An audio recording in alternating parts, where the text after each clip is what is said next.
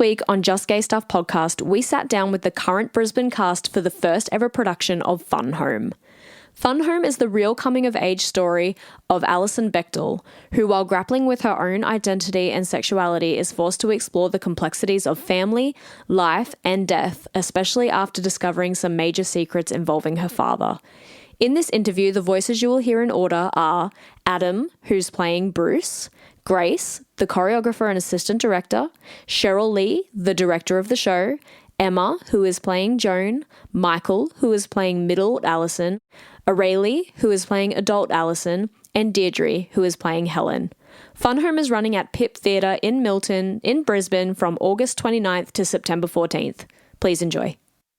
Hello and welcome to another episode of Just Gay Stuff. I'm Lauren. And I am Jess, and today we are sitting here with the absolutely brilliant cast of the musical Fun Home, which we're coming to you live from PIP Theatre, which is in Milton in Brisbane, and we have this wonderful cast with us. So if we can go around the circle, everyone introduce yourselves and the character that you're playing in this production. Sure, my name's Adam Bartlett. I'm playing Bruce Bechdel, the dad, basically. The dad. The dad. My name's Grace. I'm the assistant director and choreographer. And I'm Sherryl-Lee. I'm the director of the show. I'm Emma Erdis and I'm playing Joan. Hi, I'm Michael Enright and I'm playing medium Alison. I'm Aurelie Roque and I am playing Alison Bechdel. I'm Diedre. I'm playing Helen, Bruce's wife, and there's a reason we're sitting at either end of the... Sitting at opposite ends already. Ooh, the drama has begun. Tension. They haven't even started the show yet. So to start off, who wants to tell us what Fun Home is about? Okay, so Fun Home is based on the 2006 graphic memoir by Alison Bechdel. So it's an autobiography and it details her childhood, and it's non-linear, so it's constantly going back over the events and reflecting on them and seeing if a different course of action could change. And it follows her childhood through her growing up, discovering her sexuality, and then also finding out that her father is gay, and also his death, and seeing if her actions could have changed anything. Yeah. Wow. Good one. You Well nailed done, it. Gracie. Cool. Well, as you just explained, Fun Home is very pivotal in the LGBT community. How has being a part of this production impacted all of your lives? I'm excited to play this role, particularly because he's a gay character, and very, very similar to my own life in that I was married for 17 years and have 2 kids, and then came out as gay. So it's basically Bruce's story and his struggle with his sexuality. So yeah, I love it. I think it's a powerful story because it's personal and it's real and it's someone's real experience. So yeah, and playing someone who's actually lived is it's been great. And you know that experience is not just unique to you either. It's like, you know, it's going to affect a lot of other men out there that have probably gone through the same thing and later discovered themselves after having a family and then having kids.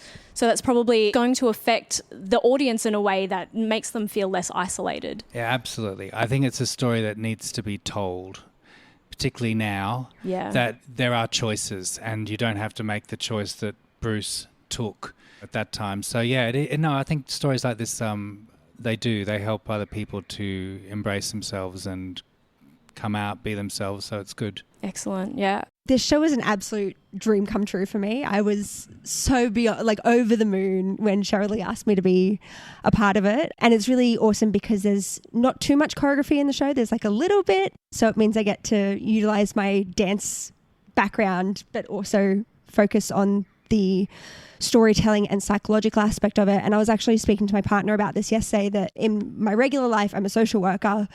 And so I love that they're real people. This is a real story. And to be able to unpack that, not as an actor, but as people, I love that we get to do that. When I first saw the show, I came away, and everyone laughs at me for this. They say, "You think this is joyful?" I find the show quite joyful. But I think it's because there is no neat ribbon at the end of this show. It doesn't tie up to this lovely happy ending. There is no ending, really. It just is that continuation, and for everyone to be able to sit back and go, well, what does this mean for me? And I felt at the end of the show the thought that came to me was, this deserves to be told. Everyone has a story that deserves to be told. Like, we have a right to tell stories, tell our own story. And it was just hit me so strongly that we had the opportunity to do that. And I love the fact that this is a piece of theatre that makes you feel. So you come out of this feeling elated because you have just spent the last hour and a bit probably bawling your eyes out at places, but also laughing. There's poignancy. It goes through the whole gamut. And I love the fact that we get to create a piece of theatre that allows an audience to do that, whether they want to or not. Yeah. An emotional roller coaster. That's right. Yeah. Yeah, so I play Joan, Alison's first girlfriend, kind of like her gay awakening, I guess. And for me, playing this character has been really, really affirming, and I love being able to represent my community and show people that, like, there are all these different sides to queer love stories. Like, Alison and Joan's love story is, like, quite innocent and beautiful and meaningful, and a lot of people don't normally think about that side of queer relationships, so it's really, really lovely to actually show that to the world. And generally the whole show is very queer, and I'm very on board with that whole concept. But no, it's been a really, really wonderful experience. It's one of my favorite shows. For me, I think this is the first time that I've played a character that is canonically queer, a gay woman. This is the first time. As an actor, I generally make all of my characters silently queer because I can. And why would I not? But it being in the script, in the text, has been so wonderful and so affirming, I guess, is the word I would use, because I don't have to pull it out of thin air. It's already there for me. This is in someone's actual real life. They've been through it and I get to tell it again. I just think it's been so wonderful. I love it. And even, like, I think there's aspects of Alison's relationship with her mother that I really relate to as well. So getting to tell that on stage as well has been really beautiful. I'm having so much fun. It's great. Apart from the sad things. Don't worry about them. Well, this is not the first time I've played a gay character. However, it is the first time that I've played a character where, while there is a coming out element, there's a coming out story, it's not a coming out story. The nuance of the LGBTQ-ness of her story is part of the major element that I see as her grief in losing her father, and her trying to understand and pay homage to her family, and predominantly to her father. Like, what you see most is, as she's going back through her memories, is all of the points, happy or sad or both, in certain memories that are pretty connected with either her father and every once in a while with her mother. And all of that connection, and we won't go into the death aspect of it, but how she comprehends her grief, how she comprehends her coming out story, and then his unfortunate passing, which were really close in the timeline. It's a real strong, nuanced way of expressing her story. It's not her gay story. It's her story. Yeah. I've enjoyed playing Helen because, to me, she is every woman, no matter what goes on in the family. You know, there's mothers who lose themselves in the day-to-day shopping, washing, cooking, cleaning, all that stuff. And I think Helen in particular was definitely a product of her time. She was the dutiful wife. She thought her role was to stick it out no matter what, which is, you know, very admirable. And so, yeah, that's why I've enjoyed it, because I think it does represent so many women and their stories in and of itself. Yeah. So how did you all come to be a part of this particular production? Yeah, very interesting. Well, I've been trying to retire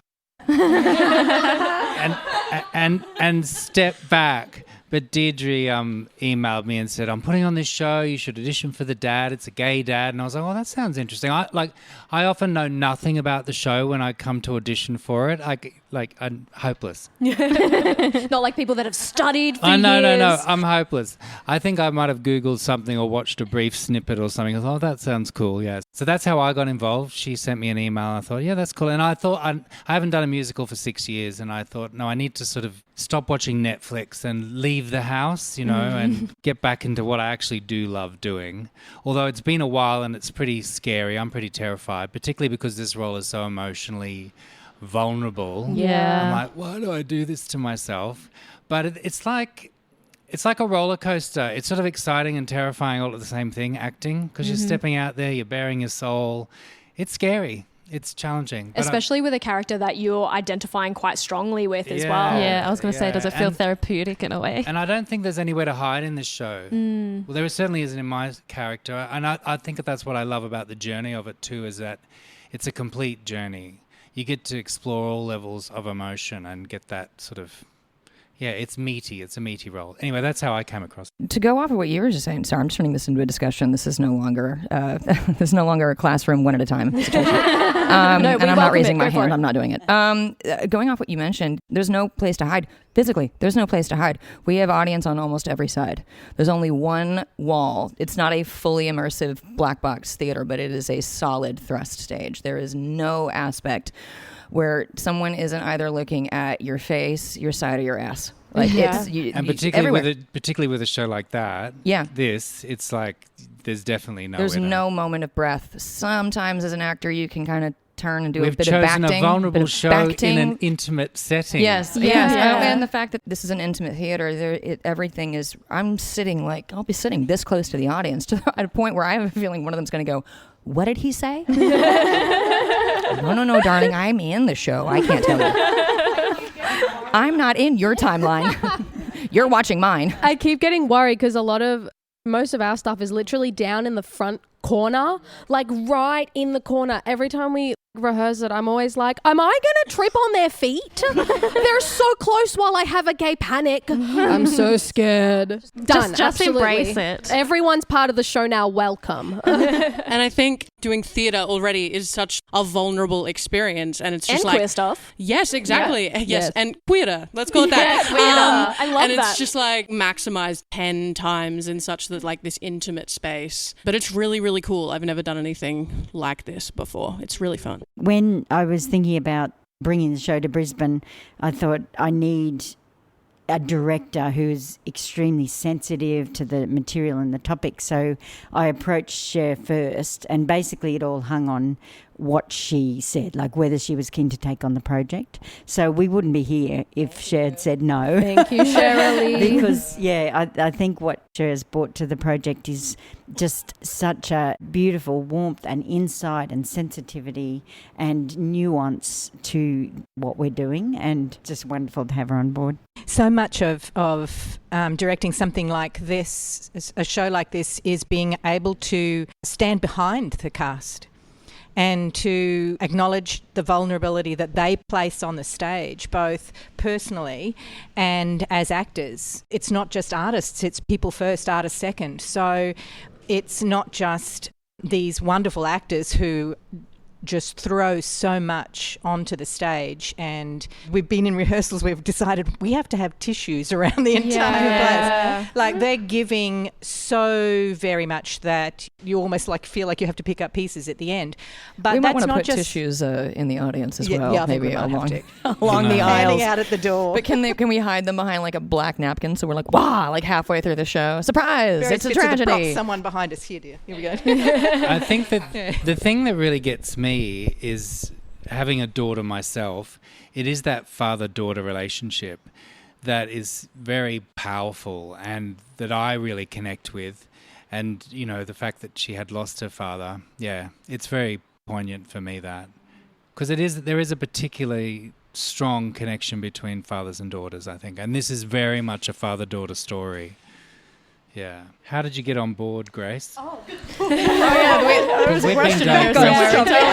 got off the rails. So I reached out to Sherryl-Lee in 2023, last year, probably like towards the first half of the year. And I've worked with her before, and she is genuinely my favourite director that I've ever worked with. She is...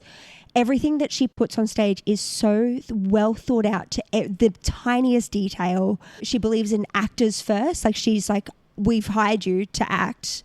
I'm not going to micromanage your acting. You act and then we'll direct. And that's something that I love about working with her. So when I wanted to reach out to her to see if she would allow me to be an assistant director on any project that she did this year. And then she came back to me a couple months later and said, hey, we're doing Fun Home. Would you be interested? And I was like, 1,000 times yes. Try not to cry. Like it was, yeah, dream come true. So I heard about Fun Home a few years ago, just because I'm a bit of a nerd and I watch a lot of bootleg. And just immediately I was captivated, and every time I watched it I would sob and cry, which you're all going to do. And so then the opportunity came around. I got invited to audition, which sounds really wanky. I'm sorry. Can I say that? Yeah, absolutely. But yeah, got invited to audition, and I was like, okay, well, I need to give this literally everything that I have, because this is like the most important thing that's ever happened to me in my life. And I feel like you also kind of felt the same way. Yeah, we were doing a show together at the time, and we were both like, we need this. Oh, God. We need to be in God. this. But yeah, and then auditioned, got a call back, got the part. But it was just such a cool experience, and really, yeah, like a little bit like what I was saying before, the character of Joan is just this really, really strong, confident lesbian. And I feel like in terms of my own sexuality, like I've only started coming into that over the past few years. Like I'm in my first queer relationship right now, and it's just like, it was so affirming in myself to be like, oh, I do have the confidence and the charisma to play a character like this. That's really, really fun. And then we got given the opportunity. Thank you so much. Appreciate it.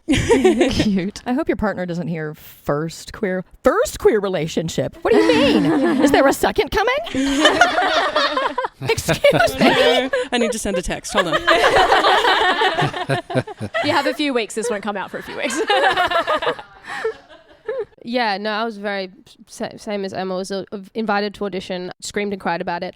Auditioned, literally got in the elevator here, cried on the way down and on the way to the bus stop, because I was like, I didn't do good enough and this is my dream. And then I was fine. And then got the call back, and then came and did the call back, got in the elevator, cried on the way down and on to the bus going, I did my best and this is my dream. I'm just going to do my very best. And literally when I got the call that I got medium Alison, put the phone down, sobbed on my floor again, screamed, danced around my house because I was home alone at the time, and just sat in the moment of medium Alison is one of my dream roles that I didn't think I'd ever be able to play, because this is not a show, like this is the Queensland premiere of Fun Home. Like no one here has done this. I didn't think it was ever going to come to Queensland when I was at least young enough to play medium Alison.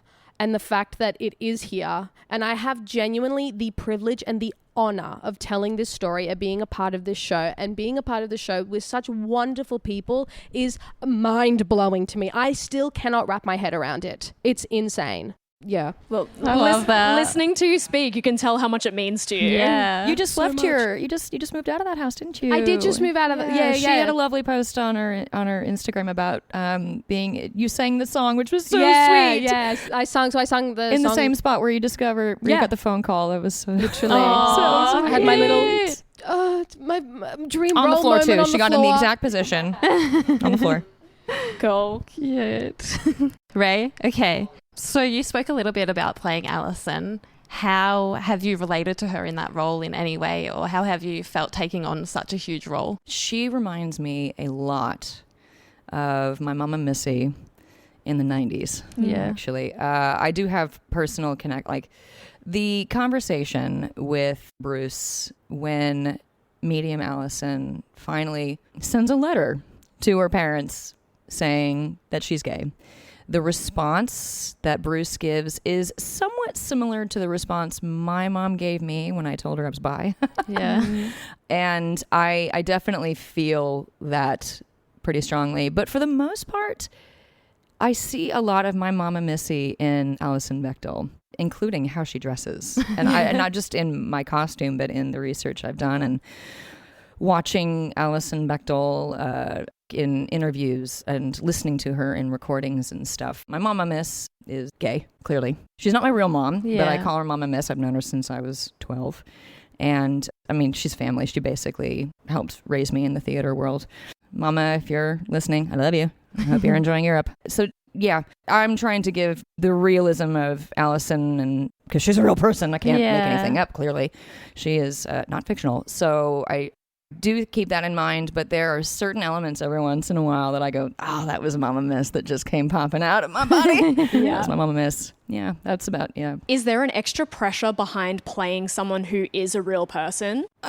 Pros and cons to both. Non-fictional versus fictional. There's going to be challenges to both sides and easy parts to both sides. Where there's when someone's fictional, you can kind of create an element. You can sometimes create backstory if it doesn't exist. That's a lot of fun to do. You can create how they walk, how they talk, as well as there's variations. You don't have to do it exactly as the person before you. Elphaba. There's 100 different variations of how the words are said. Non-fictional, real people, you do feel an element of, I really should pay as much respect and homage to the actual person. Walk like them, sure. Talk like them, yeah, kind of. Especially with Alison, because she is a stickler for the accuracy of everything. She made it very clear that in her graphic novels, nothing was filler. That bush was there because it was there. Yeah. That tree was there because it was there. The whole story is about her finding the real because she can't trust her memory. She draws from what's exact because it has to be that way. So it's kind of fun when you do the scenes or when I listen to the scenes and watch them because I go, wow, I mean, there has to be a strong element of that was almost exactly how that went, maybe. How that conversation happened. So there is a sense of realness to the conversations because she either did her research or she really tried to delve into the accuracy of it. So based on that, I feel a need in this particular character to keep her as accurate and as close to the Alison Bechdel that still currently exists today as much as I can. Yeah, wow. There's a lot to it. There's a lot more to... Tell me about it. Yeah. But that's an element to acting and portraying characters that a lot of people, us that do not act, don't understand. So, there's a lot of research. There's a lot of in-depth things that you have to do to be able to portray a character, especially if they are a real person. I was always taught there is no ensemble. You are not tree number 7. You are Peg Leg Pete, who pirates on Tuesdays and Thursdays and has 2.5 kids at home. If you make it up, you make it up. But there is no just cut and dry. Yeah, wow. So interesting. Wow. And so for you, Adam, you obviously have that connection with Bruce. Was there any particular things that you did to sit into that role, or did you just find that connection instantly because you share quite a similar background? I was rehearsing at home and I got to the final song that he does in the show and I was just sobbing.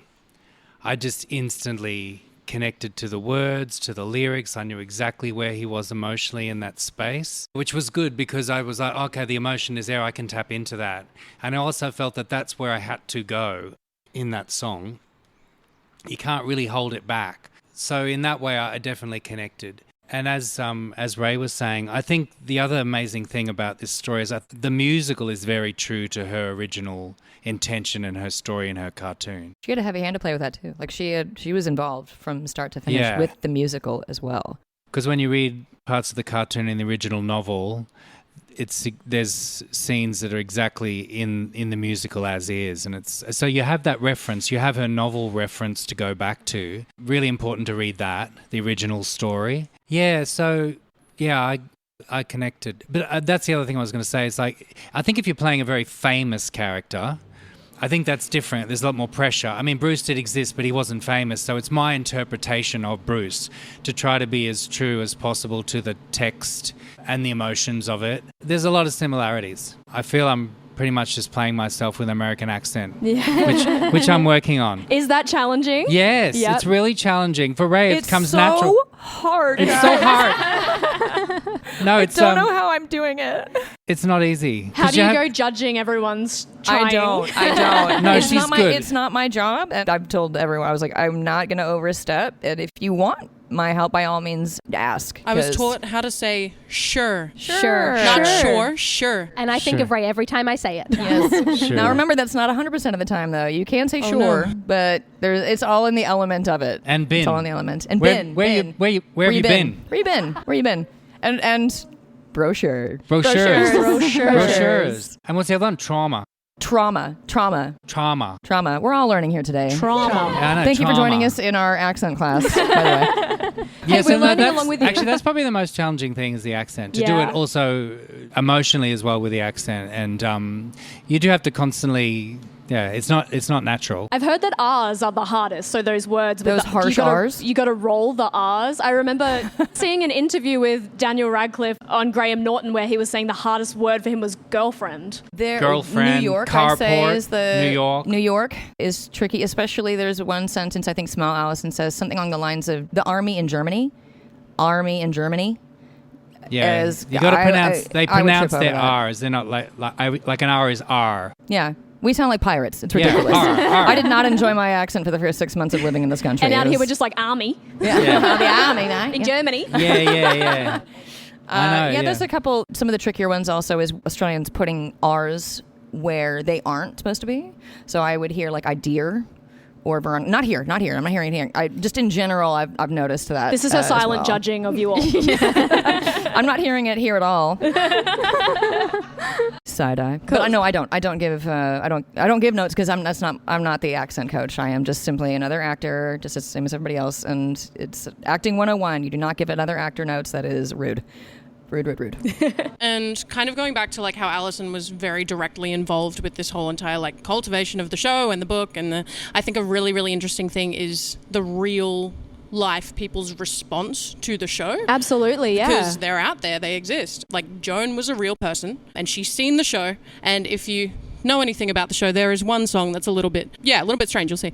But it's all about Joan, and she said like in like a New York Times, it must have been a blog or the New York Times, like the paper, and she was like, it was just really, really surreal, and to see that Alison's interpretation of me was this confident person when all I could think about at that time were my fears and my failures, and I don't think that is how I actually was, but that's how Alison saw me at the time, which is so interesting and so cool. Yeah, that's really fascinating, is that they're all real people, but it doesn't matter. What we're all seeing is through Alison, including even her medium and small version is how she perceived herself growing up. Bruce could have been like, no, Alison's a little SHIT. Like just this little kid and get out of here, get out of the coffin. What's wrong with you? When she saw herself as maybe a bit more timid or petite, whatever the case may be, every character that you're I didn't even think about that. Oh, it's fascinating. Is through Alison herself. So the perception of Joan, that's brilliant. I love that. And do you actually know if any of the people who aren't Alison have actually taken away from this production that they didn't see it the same? Did Joan see herself as like, the way Alison perceived me is not how I perceive myself? Is there any of that feedback out there? I think that Joan definitely saw herself as a more flawed person than Alison ever saw her. I don't think that Alison thought that Joan was a martyr, but I do think that she definitely saw Joan as this person that helped her come out, like take this massive step in her life, and she's always, have that sense of gratitude. And like Joan's just a regular person. And so when she saw the show, she was like, I'm just a regular person, and here I'm like way cooler than I actually am. That's wild. on a pedestal by Alison. Yeah, right. Yeah, it's wild. And also, like, spoiler, they're not together anymore. But what? She was like, I hate to break it to you. I hate to break it to me.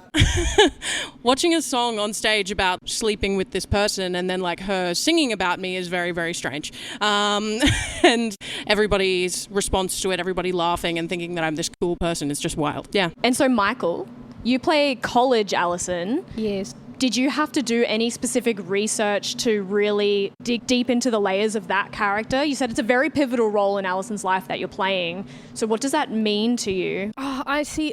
I'm a bad actor theory-wise. I don't do much research. It's bad. Honestly, the most research I think I did was vaguely into the books that she reads, because I am not a reader, and Alison is such a highly intelligent person, and even in the words she uses and the way she uses her words is just so leagues beyond where I am at. I say silly, weird words in silly, weird ways. I think that was the biggest thing for me to look at and go, okay, I have to present like I'm saying these words correctly, and I know what they mean, and I know how to use them in multiple sentences. I think that looking into the books she read, because she has like a little bookshelf, and literature is really important to her and important to her relationship with her dad. The daughter of a English teacher. Pardon? Oh, that's pressure. Yeah. The daughter of an English teacher. And like it's said in the show that she says, my dad sends me books and I read them and we talk about the books, and like that's a big part of our relationship. It's like reading groups. Yeah, it's like Yeah, on it's top like of her schoolwork. a book club, but just with Dad and just for lols. I don't know. Wild could not be further from me. But I think that's the most research I did. I try not to do too much research because then I tend to mimic, and I tend to mimic what other people have done or what other people think I should do. And I've mimicked so much in the past, especially when I was younger. And so I really try and not do that. And I try and really sit with the words and sit with the script and see what it feels to me. And then for me, it's been really interesting watching you and trying to see what you do, and watching Theo, who plays small Alison, to see what they do, and just slotting myself in the middle of this. Whilst the story is non-linear, the character development is. Slotting myself in the middle of this linear progression has been very interesting. I'm doing my best, guys. No, that's I was thinking about that too. The three of us needing to have similarities. Aren't you left-handed? What are you? You're left-handed. Yes. And, I forgot about that. Theo and I are right-handed, so we made the judgment. We double-checked and went, sorry, Michael. There was Allison's right-handed. There was a week where we were blocking, and I'd start drawing with my left hand, and I go no, and just have to really It's the journaling. sneakily do it with my right hand instead. Yeah. That was a learning curve. Yeah, that was wild. Yeah, small Alison, last week when we were doing a couple of the run-throughs, just came up to me and she went, "How do you sit?" And I went, I've chosen to sit kind of like with one leg up underneath Alison as she's sitting. And because she does it, she stands and watches some of the scenes, but she also needs to be out of the scene amongst the energy of the audience, for lack of better terms. So it's all about finding the focus of when is she part of the show, when is she not supposed to be, where's the focal point supposed to be. And she started sitting like I do as Alison. Wow. I was like, Wow. you crafty. That's another young intricacy, child. though, where because one character is being played by three different people, you're getting this similarity, so there's like this smoothness between actors. I sit like you in the car. Yes. I sit like you. Oh Did you my notice that? gosh. I love that. Yes. Yeah. I know every time I'm always like out of the corner of my eye being like, what's Ray doing? What's Ray doing? What's Ray doing? No one noticed. It's fine. But all lot of of those side-eye little in the things, they'll add up to that end point being such a great production for you all. Yeah. So speaking of like the intricacies and relationships within the characters, how well does the cast get along to make that authenticity come to life? We don't get along. We hate each other. Anyone here? So clear right now. I was waiting for someone to say that. Clearly differences. And then there's the two boys. Yeah, and they just bring so much life and a lot of energy to the rehearsal space. Yeah, they do. They lighten it up. Yeah. And I think we need that. We do. And their songs and their characters lighten the show. Without them, they've got a wonderful song called "Come to the Fun Home." It's an hilarious. It's a absolute jam. showstopper. It's knockout funny. It's so witty. It's great. And they sing it beautifully too. Like it's like And they Jackson dance it 5 well. I wonder who inspired. choreographed it. Oh, I have no idea who choreographed it. But it's like a Jackson 5 inspired number, and they are hitting these super high notes just absolutely gorgeously. Jaden and Fraser are their names, by the way. Jaden and Fraser. We should probably mention their names. Yes. Jaden and Fraser. Jaden and Fraser, yeah. Yeah, I think it's always interesting when you come in on a show because I often don't know. I don't think I really knew anyone. I knew Ray. Yeah, you and I knew each I other, knew yeah. you a little bit, and I knew Diedre. But I suppose you just begin to. I mean, actors, or maybe it's just me, you can be a bit sort of antisocial, very insular. Mm-hmm. I'm that sort of person. But I think because it's such an emotional show, and that's obvious, I think we've been lovely to each other. And everyone's been very warm, and I think we've connected to the fact that we are committed to this story, and we're also committed to everyone's emotional safety as well. Yeah, and I that's a know big one. the creative team very much are looking after us emotionally. So I don't know, I feel like we're bonding in our own way. I feel like in theatre you become like a little family. And definitely with like some of the content of the show, like some rehearsals can feel a little bit like, just because there's this weight of the content. Then of course, like everybody is also working to make sure that spirits stay high, and you know, like we're all feeling positive, and it's like it's not real. Like we're just acting, and we're having a good time, and this is fun, and we all get along. It's really good. We've been doing the show and rehearsal 2 full runs every rehearsal, and that can start to weigh on you over time, and so each of us has individually found either our own personal way to handle or worked together as a family to keep things light in between the runs. We normally have dinner break and we chat and joke and do a bunch of like silly things, and the kids always come, even as you know, in the first couple of rehearsals when we were all by ourselves and didn't really know each other and just sitting there reading here comes one of the boys and just like, do you want a piece of candy? Like just going to everyone. Do you want one of my lollies? Like, yes, Sherry McGee, thank you. I will. Yeah, he Also, brings what's a your name and bag who are you? every rehearsal Yeah, to every share. time. That's It's great. beautiful. Very cute. And for how we get on, I feel like I really need to mention that the two boys on the show, Jaden and Fraser, have started like a club and are slowly inducting us into the club. And it's the funniest thing ever. Even the fact that because they're our youngest cast members, even the fact that these like really young boys can come up to us and feel safe and feel friendly with all of us and be like, hey, you want to do a stupid dance for our club? We will judge you and score you and we will decide if you're in the club or not. It's And we're like, rigorous. it is. I had to run up and down here the other night. It's a very serious business. Oh, okay. And also Theo, I feel like Theo, if you're out there, if you're watching, you are the coolest person I've ever met in my entire life. Theo plays small Alison, and they are just everything that I wish that I was as a teenager. They are so cool, so themselves. It's amazing. I love them. I love you. Their song, come on. Yeah, I cry Ring every of time. Keys. Stop. Cease immediately. Oh my God. I think we're really, really blessed to have 3 Alisons who identify as queer, and for some of them also non-binary in this show, where Alison is in real life a butch lesbian, and that is such an integral part of her identity. She's not just a lesbian, she is a butch lesbian. And I think it's just, we are so blessed to have the 3 Alisons that we've got. Oh, shucks. This old thing. That's amazing. So Fun Home is a deeply personal story for Alison, as you guys have all just mentioned. What do you hope that the audience will take away from this production? What they need to. You will take away from this what you need to take away from this. I think the worst thing that art can be is boring. I would rather you come and see one of my shows and think that it's amazing or think that it's really, really bad. So like whatever people take away from this show, I just want them to feel something, anything. Preferably I want them to like it. But if our art can make people think and analyze the other people in their lives and their relationships and, you know, like all of the work that they've done and all those sorts of things, like that's all I ask for when I'm in a show, for sure. They'll feel something, for sure. Because we're feeling a lot of things. Yeah. And it's that sort of show that I think it's open for anyone to take whatever they need to take away from it. But I love that it's just very personal, it's very real, it's very raw, it's very honest.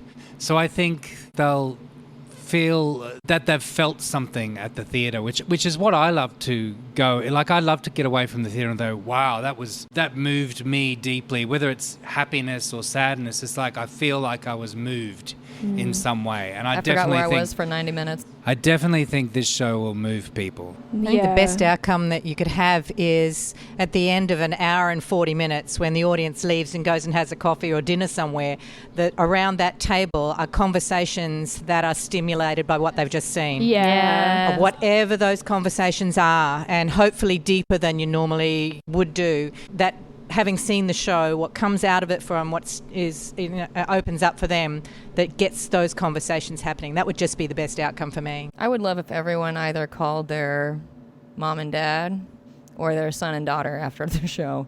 Just want to let you know I love you. Or if you're gay, it's okay. Yeah, also Or that. thanks for accepting my sexuality and who I am. Yeah, I think it would bringing people closer relationships. Awesome. That's super important. Well, you've all entertained us this afternoon. So if the show is as entertaining as this interview has been, then that it will be excellent. I should probably quit now then. Thanks for having me. This is as good as I not get. at all. Well, so Fun Home is running here in Milton in Brisbane at PIP Theatre from August 29th to September 14th. So make sure you get your tickets. And before we leave the interview, can we just drive home? Why is Fun Home such an important story to tell today? Oh, because I think we have choices today in terms of our sexuality, how we want to identify. You know, there's still prejudice, there's still homophobia, that's still evident. But no, you should be able to be who you are. Life's short. Just let people be who they want to be. Let yourself be who you want to be. It's your life. Just live your truth. Absolutely. I think in theatre, even though theatre is hugely populated by people who are queer or gender diverse or, you know, anything like that, there's not many queer, especially queer female, queer women stories told, especially in musicals, you know, like the ones that come to mind are things like Maureen from Rent, but they're almost stereotypical. As cool as Maureen is, we'll give it that. But I think it's incredible that this story is so, like, this musical is so gay. It is so gay. I love it. It's so gay, and it's so, as I said before, it's a butch lesbian story. It's not like I've gotten the pleasure to play a femme lesbian on stage before, but butch lesbians are just, there's not that representation there in musicals, and I think it's just incredible that this story is telling that. Probably the biggest thing for me is that we don't have time, in that we live our lives as if we have all this time to have these conversations that we should have, to say the things that we should say, to deal with the conflicts that get in our way. And there's a beautiful song in the show, Telephone Wire, that Alison sings alongside Bruce there, that is for me one of those moments where you desperately want her to be able to get a resolution, to ask a question, to get an answer that would change her life. And for me, that song opens up that door that says you don't have time to wait. As hard as it is, this show allows this subject to be hard and to show you that hard questions are okay, that hard conversations need to be had. Be brave, be courageous. And for me, it just is that reminder, you don't have all the time in the world. You need to do it now, because if not just to mend relationships, it's also about you releasing yourself to live the life that you are meant to have, not the one that you're hiding from. So it's time. I feel as a queer story, it's important in a lot of ways. It's important to many different parts of the queer community. Like, it's important to the people like Bruce, who grew up at that time, didn't feel safe and like they could come out and live their lives authentically and freely, and how they are the people that paved the way for us to be more accepted now. And that is just a beautiful thing, and those stories need to be told and heard and respected.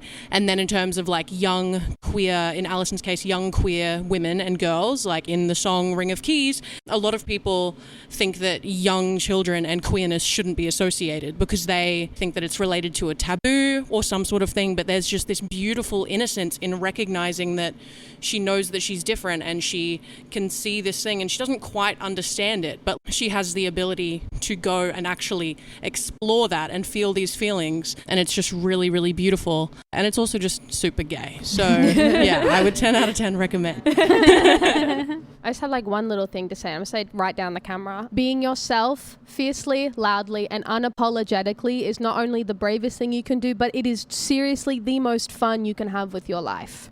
And that's all.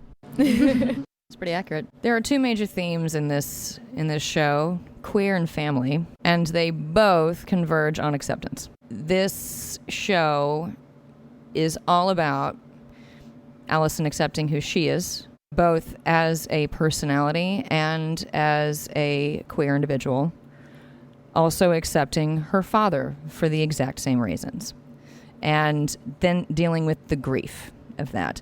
And while this show has a finale, it doesn't have an end. Mm-hmm. Yeah. Life continues on. Even if you don't have the time, do it now, because if now, when strong things happen to you, or bad things, or tragic things happen to you, life has to continue forward.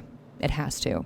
And I think that this is one of the most lovely and tragic love letters to her father and to her mother. One more thing. I think as well as being a queer story, it also brings mental illness to the forefront of your mind. And I feel like we haven't touched on that too much, but like it really, really shows you there are people there that will support you, and you don't necessarily need to go to the lengths that you think that you do sometimes. And as well as who it affects after you're gone. Exactly, yes. Or after you've run away from your feeling, whatever it may be.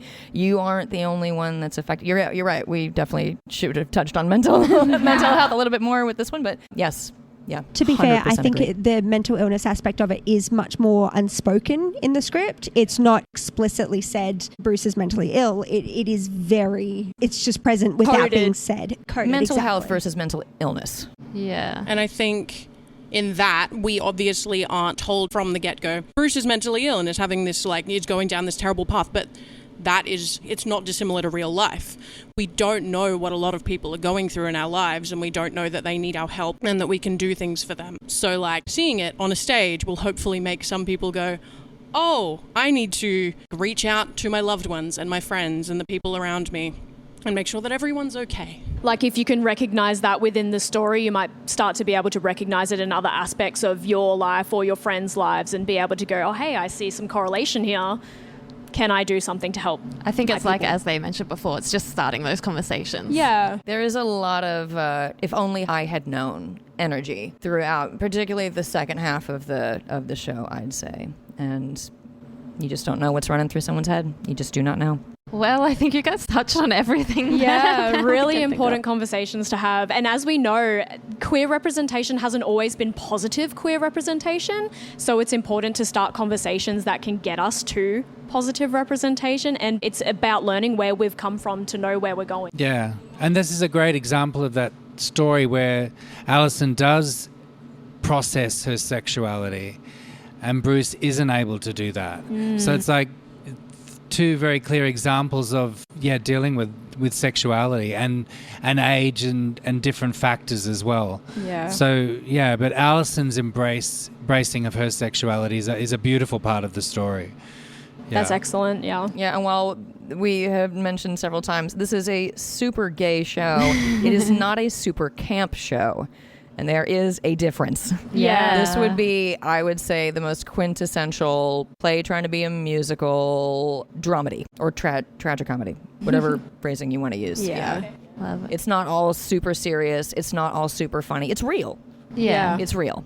That's the best. Well, thank you guys so much, Yeah. the wonderful cast of Fun Home, for being with us and having this conversation with us. Fun Home is coming to you at PIP Theatre in Brisbane. But make sure you get tickets to see this amazing story. And as we said, it is very gay. It is a Super queer gay. story, but more importantly, it's a human story. And these stories need to be told.